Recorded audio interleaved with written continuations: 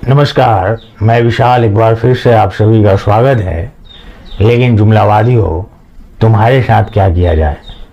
मार दिया जाए या छोड़ दिया जाए? बोल बोल तेरे साथ क्या सलूक किया जाए? तो मक्कार जुमलावादी हो, तुम नीच गलीच यहाँ आना नहीं छोड़ोगे। जो षड्यंत्र होगा उसको तुम मास्टर स्ट्रोक बताओगे। जो तुम्हारे खिलाफ हो रहे षड्यंत्र को बताएगा उसको एजेंट बताओगे। तो तुम जुमलावादी हो, क्यों अपना समय बर्बाद करते हो? क्योंकि तुम नीच गलीच और मक्कार हो। ऐसी बातों को सुनकर जो शरीफ लोग हैं उनकी भावनाएं आहत नहीं होनी चाहिए। और जुमलावादियों, तुम्हें लगता है कि तुम हमें डरा लोगे, तो न तलवारों की ढाल से न गोलियों की बौछार से विशाल सिंह डरता है, तो सिर्फ भगवान से। तो पहला मामला जो है वो सरकारी संत देवनाथ का है। एक संत की जिम्मेवारी होती है कि वो धर्म की रक्षा की बात करे या फिर धर्म की बात करे। लेकिन सरकारी संत देवनाथ ट्विटर पे ट्रेंडिंग करवाने का काम करते हैं। ट्विटर पे इनकी गतिविधियों को आप देखेंगे तो ऐसा प्रतीत होगा कि इनके भगवान नरेंद्र दामोदर दास मोदी है, उस भगवान की ये भक्ति में लीन होते हैं। जैसा कि आप जानते हैं कि आईटी सेल के दिहाड़ी प्रकोष्ठ ने लाल सिंह चड्ढा को बायकॉट करने की मुहिम छेड़ रखी थी, जिस बॉलीवुड को जनता ने पहले से बायकॉट कर रखा है। क्योंकि सुशांत सिंह राजपूत की हत्या के बाद बॉलीवुड से लोगों का मोह भंग हो गया। लेकिन ये क्रेडिट चोर समूह जलती आग में हाथ सेकना जानता है, तो इन्होंने लाल सिंह चड्ढा का बायकॉट का मुहिम छेड़ रखा था। उसके बाद शाहरुख खान के पठान को लेकर सवाल पूछा कि अब तुम्हारे साथ क्या होगा। तो सरकारी संत देवनाथ का कटा हुआ सिर दिखाकर पूछा गया, क्या पठान ने तेरा सर काट लिया है? उसके बाद इनकी सुरक्षा की मांग हो रही है। जुमलावादियों, जिनके लिए तुम काम करते हो, जिनके तुम कर्मचारी हो, देवनाथ भी उसी के कर्मचारी हैं। उसके बावजूद भी तुम्हें ट्विटर से गुहार लगाना पड़ता है।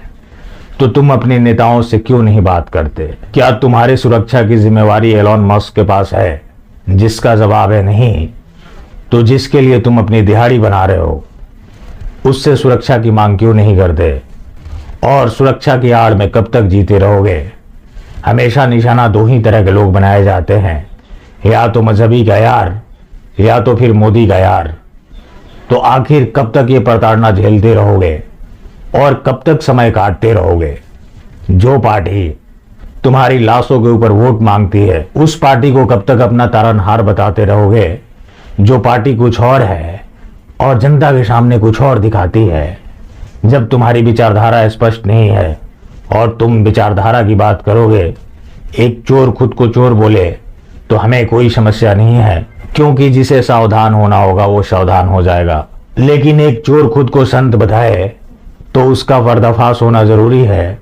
तुम एक तरफ लाल सिंह चड्ढा का बहिष्कार करते हो, दूसरी तरफ तुम्हारे नेता रेड कारपेट वेलकम देते हैं। आजादी की अमृत महोत्सव 75वीं वर्षगांठ के असम के मुख्य अतिथि आमिर खान हैं। एक तरफ तुम बहिष्कार करते हो, दूसरी तरफ तुम्हारे मुख्यमंत्री हिमंता बिस्वा शर्मा उन्हें इनवाइट करते हैं। तो आखिर ये दोहरा मापदंड कब तक चलाते रहोगे और इसका शिकार कब तक लोगों को बनाते रहोगे? खुद बनते भी रहोगे। बात जब तुम्हारे दोहरा मापदंड की है तो ये मामला कर्नाटक का है, जहां तुम्हारे ही कार्यकर्ता परेश मेस्टो की हत्या हुई। जो उसका मुख्य हत्यारा था जमाल आजाद, उसको डिस्ट्रिक्ट वक्फ बोर्ड का वाइस प्रेसिडेंट बनाया जाता है तुम्हारे ही सरकार के द्वारा।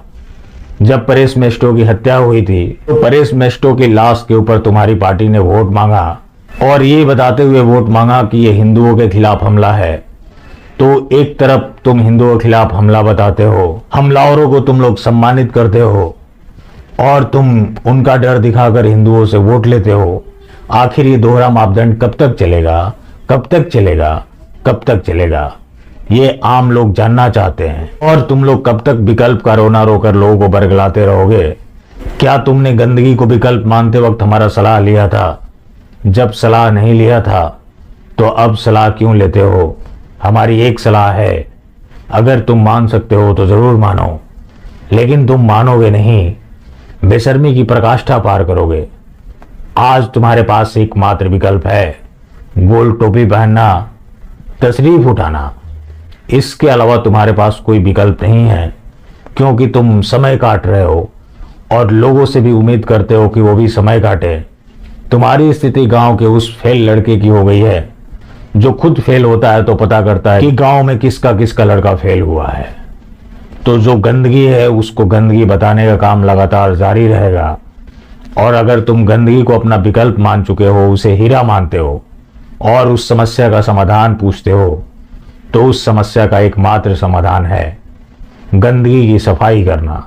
लेकिन तुम गंदगी से प्यार करोगे और सफाई की उम्मीद करोगे तो ऐसा नहीं चलेगा, नहीं चलेगा, नहीं चलेगा।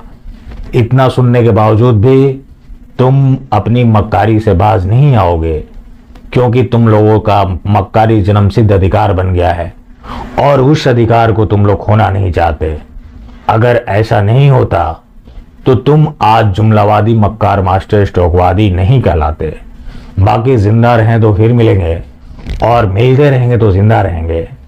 जानी, जिनके शीशे के मकान हो वो दूसरों के मकान पे पत्थर नहीं फेंका करते। तो जुमलावादियों, तुम वैसे घर के ऊपर पत्थर ना फेंका करो जो पहले से चट्टान के बने हुए हैं।